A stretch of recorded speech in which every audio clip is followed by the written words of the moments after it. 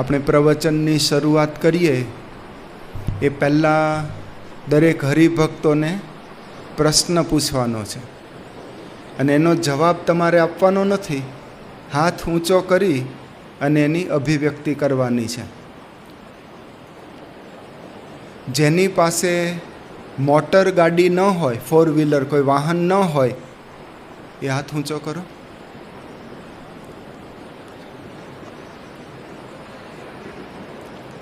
નીચે મૂકી. જેને પોતાનું ઘર ન હોય, એટલે ભાડે રહેતા હોય, કોઈ બીજાને ત્યાં રહેતા હોય, પોતાનું ઘર ન હોય, એ હાથ ઊંચો કરો. એ પણ ઘણા છે, નીચે રાખો. જે હેલિકોપ્ટરમાં કે વિમાનમાં ન બેઠા હોય એ ઊંચી આંગળી કરો.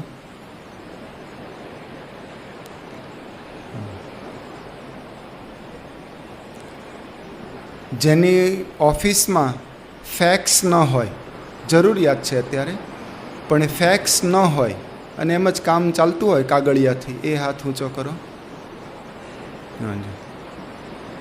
આવું પૂછીએ ને તો અમુકના હાથ તો ઊંચા જ રહે છે, દર વખતે ઊંચા જ હોય.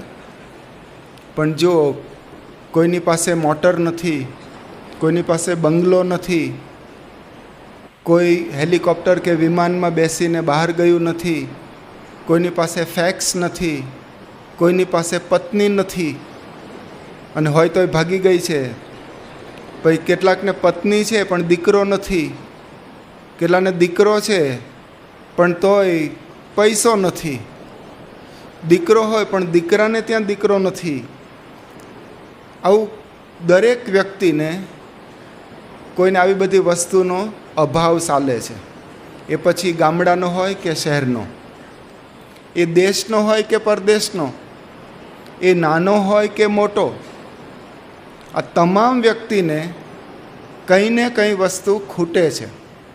પણ આપણે એમ કહી શકીએ કે એક વસ્તુ તો છે જ, એની પાસે છે જ, એ ના ન પાડી શકે. આ એક વસ્તુ એવી છે અને એ છે પ્રશ્ન. દરેકના અંતરમાં કંઈ ને કંઈ પ્રશ્ન તો છે જ. કોઈને શરીરનો પ્રશ્ન છે કે સ્વામી ભૂખ લાગતી નથી, આ રોગ એટલો ઘેરી વળ્યો છે, બહાર નીકળવાનું નામ લેતો નથી, કારણ કે ડાયાબિટીસ બહાર નીકળે જ નહીં. કેટલાકને શરીરના રોગ છે, શરીરના પ્રશ્ન છે, કેટલાકને આર્થિક પ્રશ્નો છે, કેટલાકને કૌટુંબિક પ્રશ્નો છે, કોઈને સામાજિક પ્રશ્ન છે, પણ એ પ્રશ્ન તો છે જ. વર્ષો પહેલાં પંડિત જવાહરલાલ નહેરુ, ભારત દેશના પ્રથમ વડાપ્રધાન, એમણે વાત કરેલી. એ વખતે ભારત દેશની વસ્તી 45 કરોડ માણસોની હતી, અત્યારે ડબલથી પણ વધારે છે. પણ એ વખતે એમણે વાત કરેલી 45 કરોડ માણસોને નજરમાં રાખીને કે આજે ભારતની અંદર 45 કરોડ પ્રશ્ન છે, એટલે કે જેટલા માણસ એટલા પ્રશ્ન છે.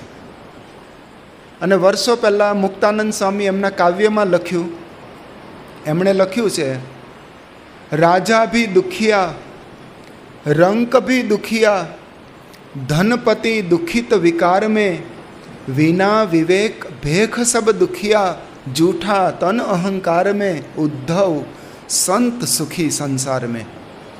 આ મુક્તાનંદ સ્વામીએ સમાજનું સર્વેક્ષણ કરી અને આ સ્ટેટમેન્ટ આપ્યું છે, જે આપણો અનુભવ છે. રાજા ભી દુખિયા, બુલેટ પ્રૂફ જાકીટ પહેરતો હોય, બુલેટ પ્રૂફ કારમાં ફરતો હોય, પોતે સત્તાધીશ છે, પણ તો એને પ્રશ્ન કે મને કોઈ મારી નાખશે તો, એટલે સતત ભય. રાજા ભી દુખિયા, રંક ભી દુખિયા, ગરીબ માણસને પણ પ્રશ્ન છે કે બહુ ભૂખ લાગી છે, શું કરીએ, કંઈ વસ્તુ નથી, ખાવાની વસ્તુ નથી. ધનપતિ દુઃખિત વિકાર મેં, ધનવાનને પણ એ જ પ્રશ્ન છે. પ્રશ્ન ભિખારીને છે ને એવો જ ધનવાનને છે. પહેલાંને એવું છે કે ભૂખ લાગી છે, ખાવાનું નથી. આ ધનવાનને એ પ્રશ્ન છે કે ખાવાનું ઘણું છે, ભૂખ નથી લાગતી. પહેલાંને છે કે શું કરીએ તો ભૂખ લાગે, ધનવાનને આ પ્રશ્ન છે. ગરીબને એ પ્રશ્ન, ભૂખ લાગી છે, શું કરીએ. પ્રશ્ન તો સરખો જ છે બેઉને. એટલે પ્રશ્નનો પાર નથી. વિના વિવેક ભેખ સબ દુખિયા, આ ભેખધારીને પણ પ્રશ્ન છે, જો વિવેક નથી તો એ સંન્યાસી બન્યો હોય, બાવાજી બન્યો હોય, સંસારમાંથી નીકળીને વિતરાગી થયો છે, પણ તો એના જીવનમાં પણ એટલા જ પ્રશ્નો છે. સુખી કોણ છે? સંત. બસ એટલા માટે સંસારી માણસોને પરમ શાંતિ આપે એવો એક ઉપાય છે ભગવાનના લીલા ચરિત્રોનું શ્રવણ, ભગવાનના લીલા ચરિત્રોનું દર્શન. આ ભગવાનના ચરિત્રો જુએ તો સ્વામિનારાયણ ભગવાન વચનામૃતમાં કહે છે, ગરડા મધ્યનું 35મું, કે ભગવાનનું નામ સ્મરણ, ભગવાનની ચેષ્ટા, ચરિત્રો એ પરમ કલ્યાણકારી છે, અતિશય સુખ આપનારા છે. પછી મહારાજે વાત કરી કે સ્વરૂપાનંદ સ્વામી પોતે સંત હતા, આત્મજ્ઞાની હતા, અને એવા એ સંત કે પોતે આત્માને અખંડ દેખતા. આમાંથી મને નથી લાગતું કે આ સભામાંથી કોઈ બેઠેલાએ પોતાના આત્માને જોયો હોય. હા, અનુભવ ચોક્કસ થાય, પણ આત્મદર્શન એ તો બહુ સિદ્ધ દશાનું લક્ષણ છે. તો સ્વરૂપાનંદ સ્વામીને અખંડ આત્માને દેખતા, પણ એમને પણ એકવાર અશાંતિ ઉપડી. પોતે બીમાર હતા અને અશાંતિ ઉપડી. તો શ્રીજી મહારાજને કહે છે કે મહારાજ હૈયામાં બહુ જ અશાંતિ રહે છે. તો મહારાજ કહે છે કે જાઓ પર્વતભાઈ પાસે. એટલે પર્વતભાઈ જૂનાગઢ પાસેનું અગતરાય ગામ, ગઢડાથી લગભગ 150 કિલોમીટરથી વધારે અંતર. તો સ્વરૂપાનંદ સ્વામી તો ચાલતા ચાલતા ઉપડ્યા અગતરાય અને પર્વતભાઈ પાસે ગયા. પર્વતભાઈ એવા નિષ્ઠાવાન હરિભક્ત, એમણે કહ્યું, કહો સ્વામીજી વણ તેડ્યા મારે આંગણે. અને ત્યાં પધાર્યા, 3 દિવસ રોકાયા. સ્વરૂપાનંદ સ્વામીએ પારાયણનો લાભ આપ્યો, બધી જ્ઞાનની વાતો કરી. પાછા આવ્યા ગઢડા, ચાલતા ચાલતા પાછા આવ્યા, પણ કોઈ રિઝલ્ટ નહીં, કોઈ ફરક નહીં, શાંતિ જ નહીં. મહારાજને ફરીવાર વાત કરી કે મહારાજ અગતરાય જઈ આવ્યો, તમે કહ્યું હતું એ પ્રમાણે, પણ હૈયામાં શાંતિ નથી. કે કેમ? અગતરાય તમને મોકલ્યા હતા? કે ગયો, 3 દિવસ સરસ પારાયણ કરી, જ્ઞાનની વાતો કરી. તમને પારાયણ કરવા માટે નહીં, પારાયણ સાંભળવા માટે મોકલેલા. એમ? ફરીવાર જાઓ. ફરીવાર ગયા. પર્વતભાઈને કહે છે કે પર્વતભાઈ તમે મને વાતો કરો. તો પર્વતભાઈ એક જ વાક્યમાં જ્ઞાન આપ્યું કે તમે દાદા ખાચરના નળિયાનું ધ્યાન કરો, શાંતિ થઈ જશે. દાદા ખાચરનું છાપરું જ્યાં સ્વામિનારાયણ ભગવાન રહેતા, એના નળિયાનું ધ્યાન કરો. એટલે એવું કહેવા માગતા હતા કે પ્રગટ ભગવાનના લીલા ચરિત્રો એનું સ્મરણ કરો, અને આ લીલા ચરિત્રોના સ્મરણથી તમને પરમ શાંતિનો અનુભવ થશે. અને મુક્તાનંદ સ્વામીએ એ પ્રમાણે મહારાજના ચરિત્રો યાદ કર્યા અને તરત જ શાંતિ થઈ ગઈ. સ્વામિનારાયણ ભગવાન વચનામૃતમાં આ ઉલ્લેખ કરતા કહે છે કે ગમે તેવો આત્મનિષ્ઠ પુરુષ હોય, પણ ભગવાનના ચરિત્ર વિના એને કોઈ દિવસ શાંતિ થતી નથી. જુઓ શુકદેવજી, શુકદેવજી ભાગવતના આ સિદ્ધ યોગી છે, અને શુકદેવજી પોતે પરિનિષ્ઠિત હતા, એટલે કે ભગવાનના સાક્ષાત્કારની અનુભૂતિવાળા હતા. પણ એમણે જ્યારે કૃષ્ણ ભગવાનના ચરિત્રો સાંભળ્યા ને, ત્યારે એની ધ્યાનની આંખો ખુલી ગઈ, અને એને જે પરમ શાંતિનો અહેસાસ થયો એ ભાગવતમાં વ્યાસજીએ પોતે જ લખ્યું છે. પરિનિષ્ઠિતોપી નૈર્ગુણ્ય ઉત્તમ શ્લોક લીલયા ગૃહીત ચેતા રાજર્ષે આખ્યાનમ યદ અધીતવાન. આ શ્લોકની અંદર સમજાવે છે કે ભગવાનના ચરિત્રોનો જે આનંદ, જે સુખ એ બીજે ક્યાંય નથી. આપણે સંસારી માણસને પૂછીએ ને કે સુખ શેમાં છે, વાત કરો. તેમણે 6 સુખ ફિક્સ કરી રાખ્યા છે. 6 સુખ કયા? તો મહાભારતની અંદર વિદુર નીતિમાં નોંધ્યા છે અને આપણનો અનુભવ છે. એ શું કહે છે? અર્થાગમો નિત્ય મરોગીતા ચ પ્રિયાશ્ચ ભાર્યા પ્રિયવાદિની ચ વશ્યશ્ચ પુત્રોર્થ કરી ચ વિદ્યા ષડ જીવ લોકસ્ય સુખાની રાજન. હે રાજન, આ સંસાર લોકના 6 સુખ છે. 6 કયું? અર્થાગમ, પૈસો. બસ પૈસો મળે એટલે આપણે સુખી. નિત્યમ અરોગીતા ચ, હું તંદુરસ્ત હોઉં, નિરોગી હોઉં. એટલે કહેવત પણ છે કે પહેલું સુખ એ જાતે નર્યા. બસ તંદુરસ્ત રહીએ એટલે આપણે સુખી. પ્રિયાશ્ચ, આપણા સગા સંબંધીઓ બધા આપણને અનુકૂળ હોય, પ્રિય હોય.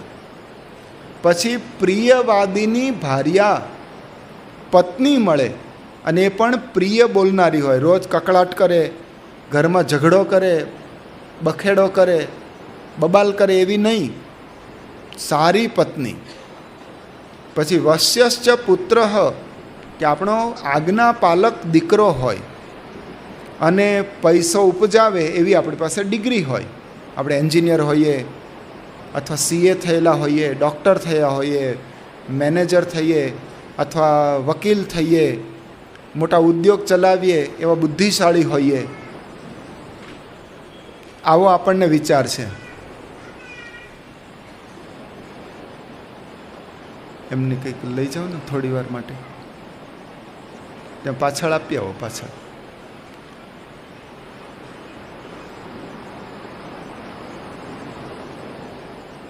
એટલે આપણને એવું વિચાર છે કે આવી અર્થ કરી વિદ્યા હોય, મારી પાસે એવી ડિગ્રી હોય તો આ 6 વસ્તુ મળે તો હું સુખી.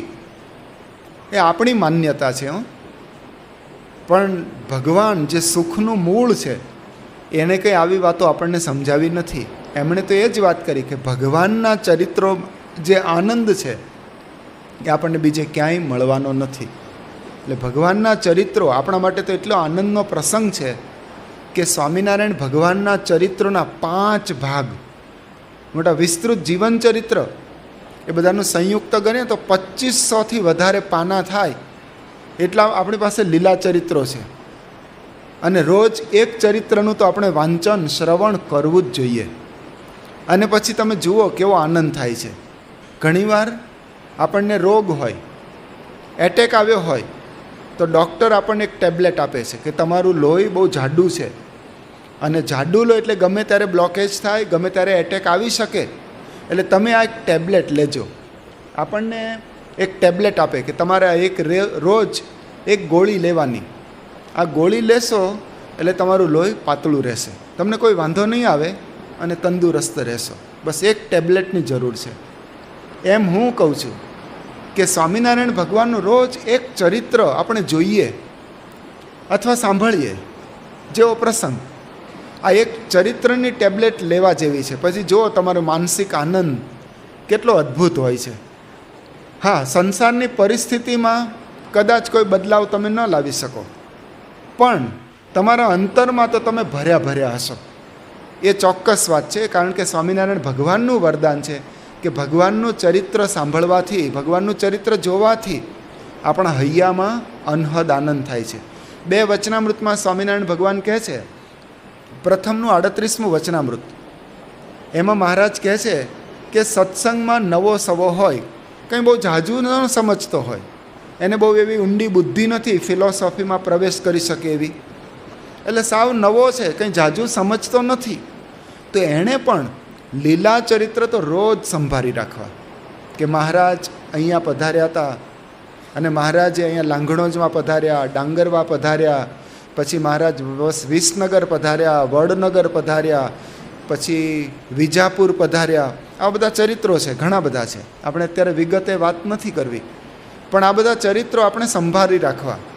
તો એણે કરીને પણ આપણા અંતરમાં ભગવાનનો વાસ થાય, શાંતિ મળે. પછી પ્રથમના 3જા વચનામૃતમાં મહારાજ કહે છે કે જેને ભગવાનની મૂર્તિ અખંડ દેખાતી હોય, એટલે કે એવો સિદ્ધ થઈ ગયો હોય, સાક્ષાત્કાર પામી ચૂક્યો હોય, એણે પણ જે અવતારે કરીને જે સ્થાનકને વિશે ભગવાને જે લીલાઓ કરી હોય એ રોજ સંભાળી રાખવી. આ ભગવાનના ચરિત્રોનો મહિમા આપણને સ્વયં ભગવાન પોતે જ સમજાવે છે. એટલે આપણે એમ કહેવાય કે કોઈ KG લેવલનો હોય સામાન્ય નવો સવો, અને કોઈ આવી રીતે PhD કે ડિલીટ કક્ષાનો માણસ હોય, તો દરેકનો એક જ કોર્સ છે, એક જ સિલેબસ. શું? ભગવાનના ચરિત્રો. ભગવાનના ચરિત્રોથી જે શાંતિનો અનુભવ થાય છે એ તમને દુનિયાની કોઈ વસ્તુ આપી શકે એમ નથી. હા, કદાચ તમને સારું ખાવાનું મળે તો તમને આનંદ ચોક્કસ થાય. પાઉંભાજી જમો એનો એક આનંદ છે, આઈસ્ક્રીમ જમો એની પણ મજા આવે, પણ એ મજા લાંબો સમય ટકતી નથી. તરત જ ઘણીવાર તો આઈસ્ક્રીમ વધારે ખવાય તો એનો જ આઈસ્ક્રીમ દુઃખનું કારણ બને છે. એટલે કે લૌકિક વસ્તુ આપણને એટલી સુખ આપી શકતી નથી, ભગવાનના ચરિત્રો આપણને સુખ આપે છે. સંસારના માણસો છે ને એમણે તો નક્કી કરી રાખ્યું છે કે બસ અમે કેમ સુખી થઈએ.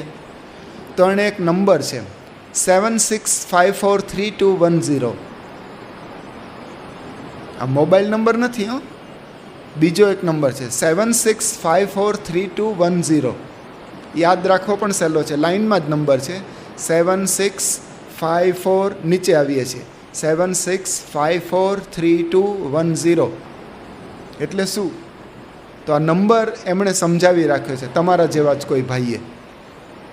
7 એટલે 7 આંકડાનો પગાર હોય એટલે ઓછામાં ઓછા 10 લાખ રૂપિયા થઈ ગયા. વર્ષે મને 10 લાખ રૂપિયા મળવા જોઈએ તો આપણે સુખી. 6 એટલે શું? કે આ 7 આંકડાના રૂપિયા તો મળ્યા, પણ એમાંથી 6 આંકડાની બચત થવી જોઈએ તો આપણને સુખ આવે, મજા આવે. બધા આવીને વપરાઈ જાય, જમણા હાથથી આવે ડાબા હાથે વપરાઈ જાય, ડાબા હાથે હવે જમણા હાથે વપરાઈ જાય, તો ખાલી પસાર જ કરવાના ને, એમ નહીં, બચત થવી જોઈએ. અને 5 એટલે 5 બેડરૂમવાળો એક સરસ બંગલો હોય, 5 બેડરૂમવાળો. અને દરેકને તમે જુઓ, કોઈ પણ મકાન હોય ને બધાને એવું લાગશે કે મારા ઘરની અંદર 2 રૂમ છે પણ 1 રૂમ ઓછો પડે છે, બસ 1 રૂમ. હર મકાન મેં 1 કમરા કમ ही रहता है. બસ બધાને એવો વિચાર છે કે અહીંયા હું રહું, અહીંયા મારા દીકરાની રૂમ, આ મારા બીજા દીકરાની રૂમ, અને આ તો એક ભગવાનની પૂજાનો રૂમ.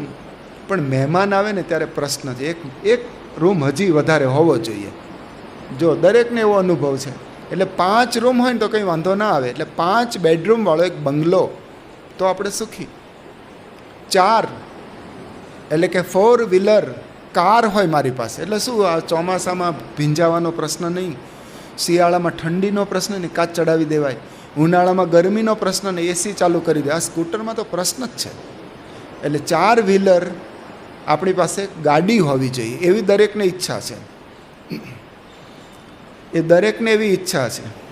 આ બાળકોને રમવા મોકલી દો, બધાને મન ત્યાં જ રહ્યા કરશે.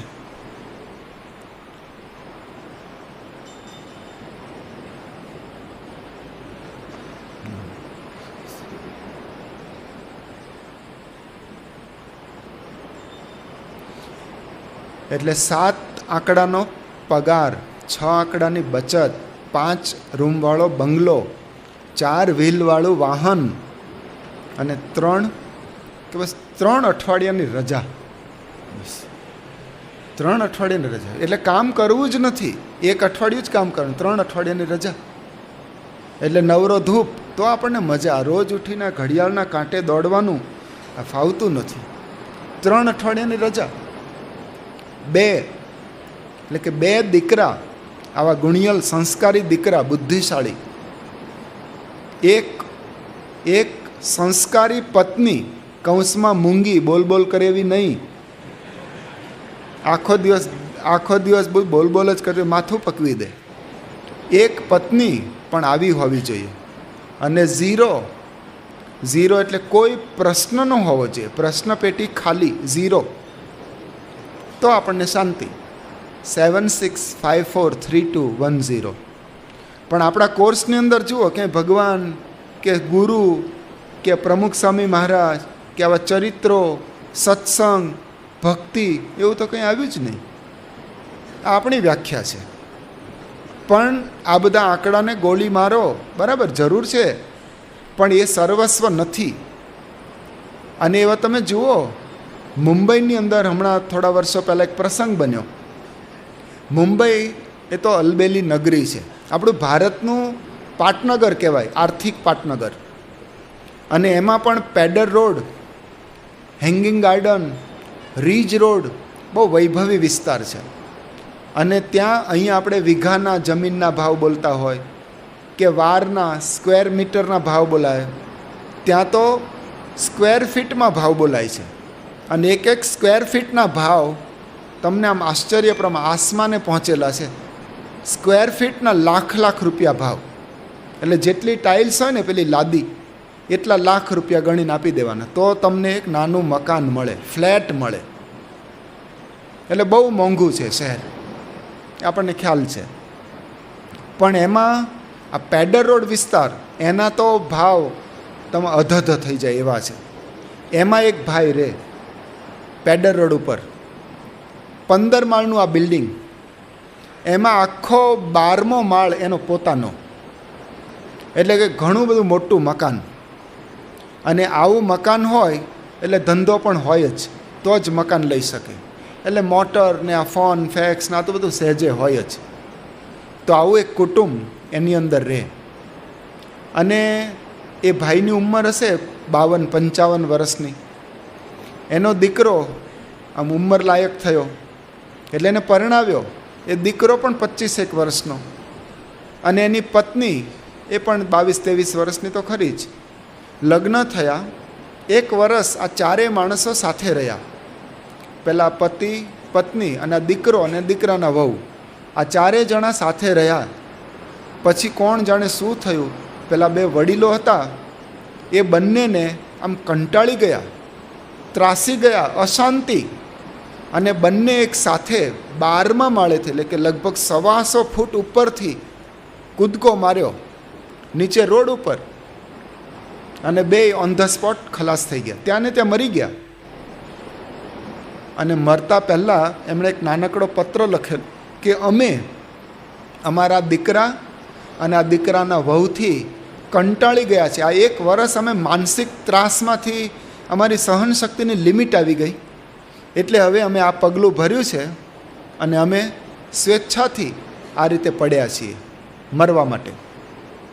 આશ્ચર્યની વાત તો એ હતી કે આ ભાઈ જે મર્યા 55 વર્ષના અને એમના પત્ની મર્યા, એમના માતા પિતા હતા, એમણે પણ આ 27-28 વર્ષ પહેલાં આ જ મકાનમાંથી આવી જ રીતે ઉપરથી પડીને મૃત્યુ વરેલું.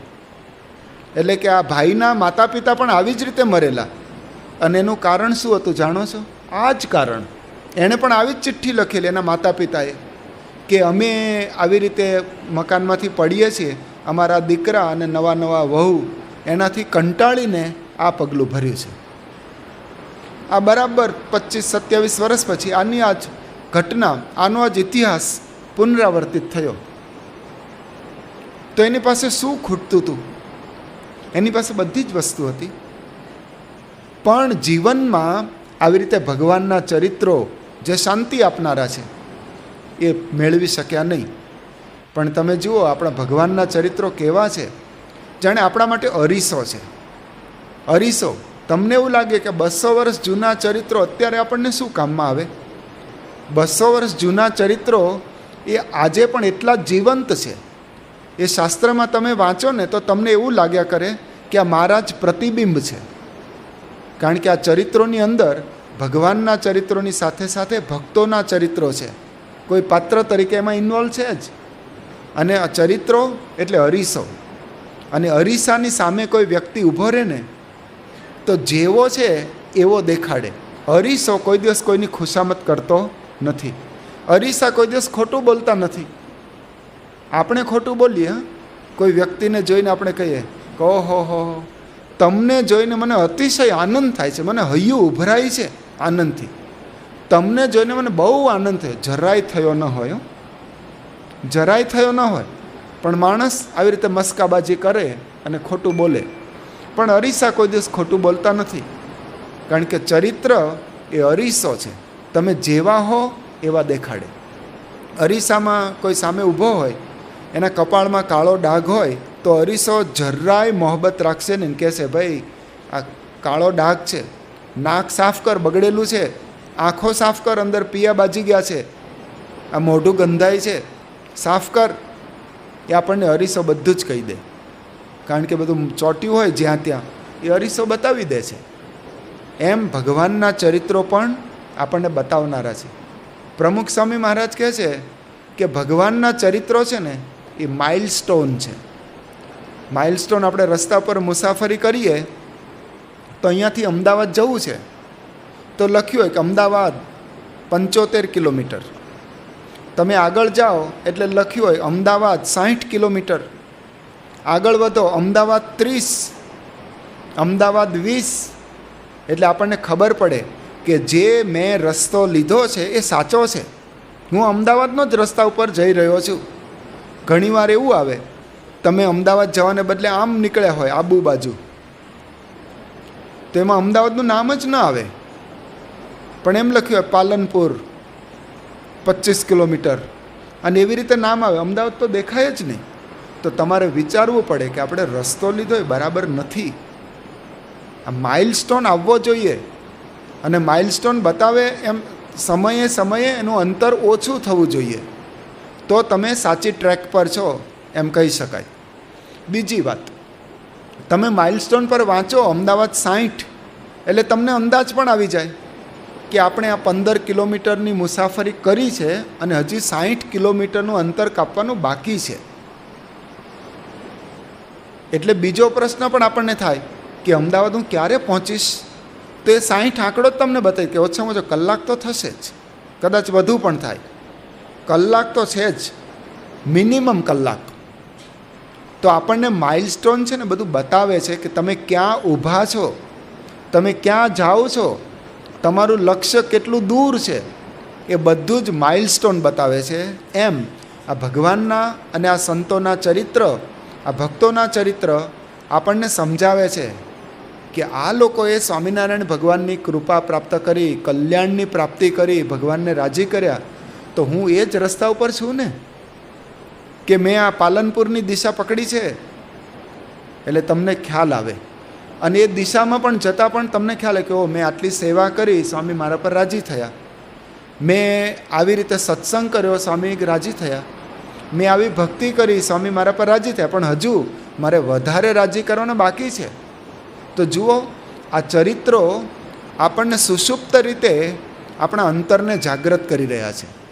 અને આવા ચરિત્રો આપણને જોવા, સાંભળવા, વિચારવા મળે ને, તો એમ સમજવું આપણને જીવનનું ટોનિક મળી ગયું છે, જીવનનું ટોનિક. અને આવા ચરિત્રોથી શ્રીજી મહારાજે ભક્તોને અપાર આનંદ કરાવેલો, અપાર સુખ આપેલું.